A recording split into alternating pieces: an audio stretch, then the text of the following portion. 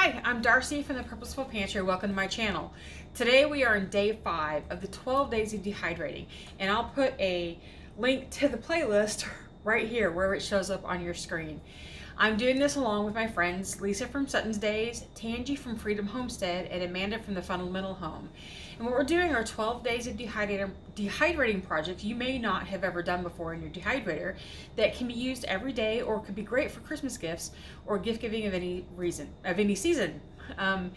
Today what I'm going to do, we are going to show you how this humble pantry item, your sweet potato, makes the perfect treat for your dogs. My dad has a little dog that is the most special dog in the world. I love Shelby. She is an introvert dog. She does not like to be around anybody. So when I go to visit, I see her and she's scared of me, but after a little while, she sidles up to me, and it's so sweet when she finally says, I remember you, I want to be your friend. So I'm making her some special treats for Christmas. I'm going to show you how to do it too. So let's get started. Okay, so what I have here are some sweet potatoes that have been soaking, and I'm going to show you this one. I just throw these all in, and you're going to ask me, why am I bothering doing this? Well, one, I wash all of my vegetables, even ones that I'm going to peel, because even when you peel it, you're still reintroducing, like if you're peeling these off, every time you go down, you're reintroducing that bacteria and dirt back onto your raw vegetable. Now, unless you're going to do all this and then wash your vegetable, which I don't do, I just go ahead and do it ahead of time. So I have sweet potatoes here. I have this green one here that I use for only scrubbing vegetables. And I got this from the Dollar Tree, these little packages of them. So I'm just going to go through here and scrub down and make sure that I'm getting all, let's get that out of the way, getting all the dirt off, scrubbing the ends as well, and then I'll let them sit here on my mat to dry off some, and then we'll get started on the next process. All right, so here we go. They are laid out. They're going to dry a little bit before I get started on the slicing. I get set up for that. We'll be right back. Okay, before we get started, I'm going to walk in here and I'm going to cut off the ends of these sweet potatoes, because I want to make sure that we're not using those things which might still harbor more of bacteria. Oh, come on. These I will put out in the compost, or maybe even to the bunny rabbit. We have a pet rabbit that might enjoy a little treat of a sweet potato. We don't give her many vegetable treats or fruit treats because they are bad for the calorie count. Do I have them all? 1, 2, 1, 2, 1, 2, 1, 2, 1, 2. Okay, we're done. But every once in a while, a little vegetable treat is awesome. With a mandolin, you have to be so careful not to take off a finger. And in the case of this OXO mandolin, I love it. It is an incredible machine, but it is so sharp, and you have to protect yourself. For foods that you cannot use the guard, and this is one of the ones I can never use, the actual big round guard that goes with this, I use a cutting glove. This is what I used to use.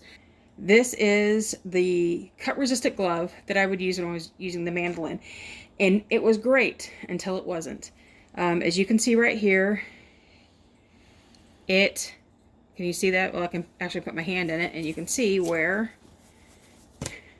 there is now a hole in the glove that I didn't even see that I did, and it scared the crud out of me when I saw it, thinking I could have really damaged myself if that had been worse. So what I have done now is invested in the metal cutting glove. This is the under one, so it makes it a little more comfortable on your hand, but this is it. This is a chainmail like substance that protects your hand when you are cutting. So here we go. I have also set my cut to 1/4 of an inch. I don't want it any smaller because I don't want crisp sweet potatoes. I want things that are going to be a little more chewy for the dog to play with and actually be able to chew on and make some kind of, that it takes her some time to do it, not just something she's going to gobble up in a second. So, our sweet potato we're going to begin to do it at a slight angle, because we don't want to do it, she's a bigger dog, so I don't want to do little tiny things that she can just bite and swallow. So we want to give her something to play with. And man, even this OXO doesn't go through these very well.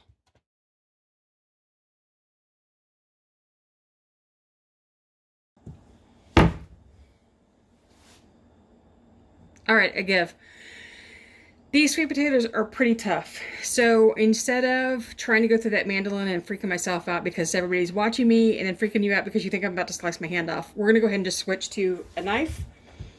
In my first cut, I'm gonna go ahead and start making these in an oblong shape.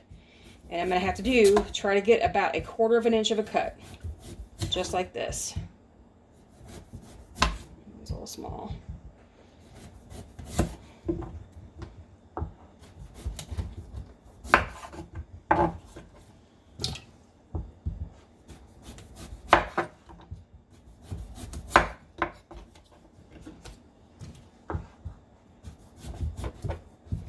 And what I'm doing, I don't know if you can see here, I'm putting them in water so that as I cut through all of these, there's no chance for oxidation.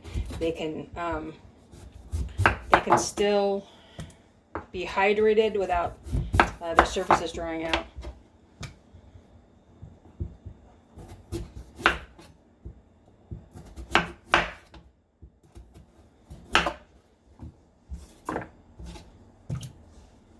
Now you could simply do slices just like this.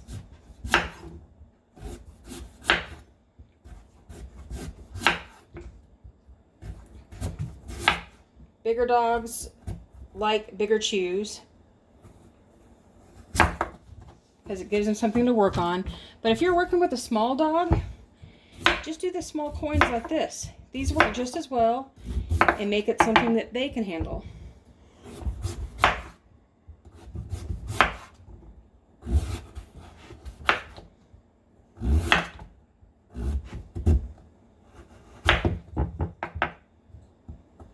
Now we're on to one of my favorite activities. I love doing puzzles.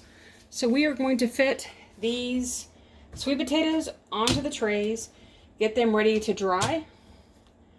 We're going to be drying at 135 until they're done.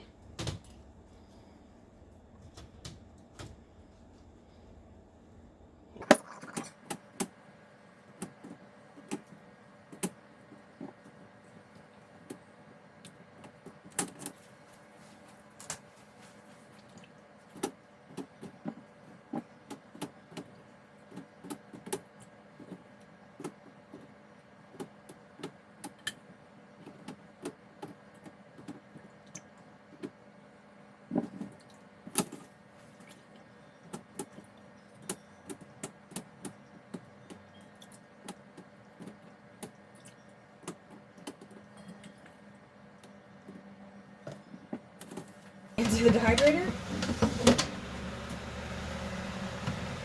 and get the ball rolling.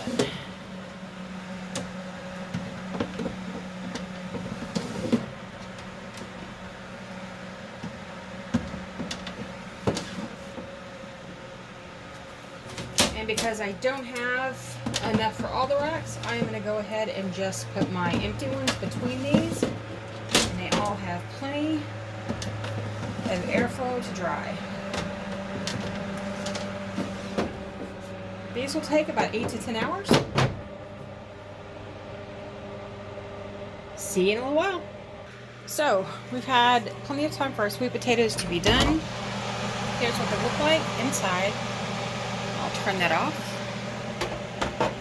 And what I do is a little while before I'm ready to turn these, to turn them off for good, to make sure they're all done, I will take a few out and allow them to come to room temperature. So what I have are, it's a little bit, it does break apart easily, but it's a tiny bit chewy still. So I'll know that one's crunchy. That one's crunchy. So I know that these big ones need a little extra time if I want to store them for very long. And because these are going to my dad's dog for Christmas, they need to be completely dry because they still have to store in the house for a week before I give them to him and take them home. If I were feeding my dog today, if we had a dog, I would just go ahead and give him one of these chews because it's ready to go. It can be chewed. I just don't want to store it for long. So we're going to give these a few more minutes and we'll get to the packing up. Okay, now that these have had plenty of time to dry, I've tested them. They are ready to go. They are good and hard and ready to start going into a jar. So what I've done is I've got these cute little gift jars that I got from Walmart. You might have seen them in my recent video on DIY hot cocoa. But I did one and I put a little doggy bone gift tag just for Shelby. And it happens to have a canning jar lid to it, but anything will work just fine. You can even put these in a canning jar if you'd like. So I'm going to load up a bunch of these chews for Shelby that Dad can take and give her a treat a day, or however often he wants to do. The cool thing about this is if these treats are too crunchy for Shelby, like if she bites into it, she just breaks it, it snaps, and it's messy because she doesn't really get to chew on it, Dad can just leave these out on the counter. And Dad, when you're watching, here's the instructions. Dad can just leave one or two out on the counter to let them gather some of the humidity in his room. And he can then give it to her where they become a little chewier. But what you don't want to do is store them for any amount of time, not in the refrigerator, when they're chewy. So you want to make sure that you have crisp chews to go in there. I'll give some small ones too, a quick snack. All right, there we go. We are full. If you want your dehydrated sweet potato chips to be orange instead of this kind of pale color, you can actually go ahead and blanch them before you start. So you take your slices, you throw them in a pot of water, boiling water, let them cook for 2 or 3 minutes, then throw them into a bowl full of ice water to stop the cooking process. That helps preserve the color for the sweet potatoes. And a second tip is if you have a smaller dog but you like them to have like a longer chew that they can work on for a while, just slice these in half. I mean, you've got them the quarter slices now, but before you dehydrate them, just cut them this way until you've got a strip. So maybe that's a good way to have like a little leather piece instead of just a chunk, and that will give your smaller dog something to chew on for a while. So if you'd like to see some more dehydrating projects that you might not have ever thought of before to use your dehydrator, check the video here or here, and it's going to be more videos from Tangi at Freedom Homestead, Lisa from Sutton's Days, and Amanda from The Fundamental Home, and myself, showing you some new projects you can do with your dehydrator. Thanks for watching. I'll give you another video here or here, whichever way it goes, of some other projects you can do that I've done before. And thanks for stopping by, and you might want to think about hitting that subscribe button. Thanks again. See you later.